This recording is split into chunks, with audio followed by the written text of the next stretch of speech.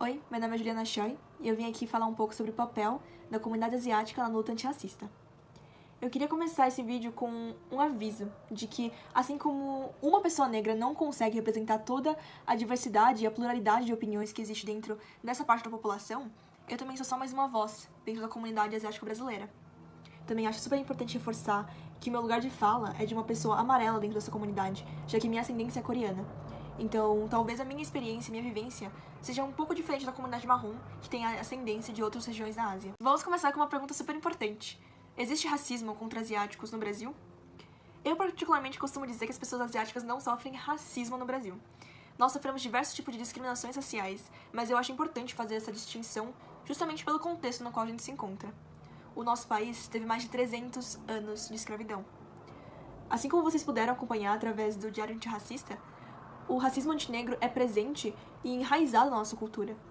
Para mim, comparar as microagressões que a comunidade asiática sofre com toda uma estrutura social que foi imposta a fim de oprimir a população negra é um tanto quanto insensível e, de certa forma, desvia da intenção do movimento amarelo.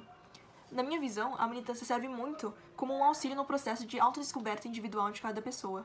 Desde a infância, nós amarelos sofremos as tais microagressões. Estereótipos que vão desde "Nossa, você deve ser muito bom em matemática", ou "Seu olho tá aberto mesmo?", até "Nossa, como assim, a Japinha gosta de festa? Achei que ela fosse quietinha". Embora esses tipos de comentários sejam muitas vezes vistos como inofensivos, todo tipo de estereotipagem tem consequências negativas.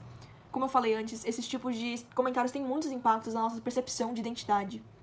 Eu, por exemplo, demorei muito a encontrar minha nacionalidade por muitas vezes me ver muito coreana para ser brasileira e muito brasileira para ser coreana.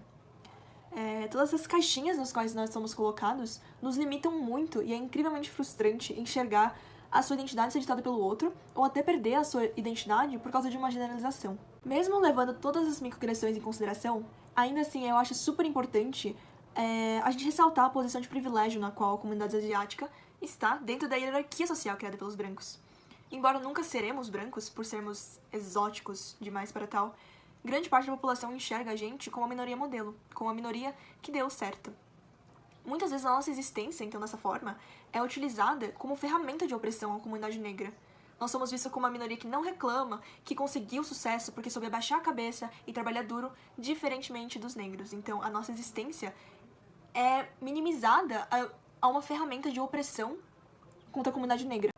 Outro ponto interessante é como muitas vezes a comunidade asiática pode ser conivente com todo esse processo de discriminação justamente para se manter numa posição de privilégio.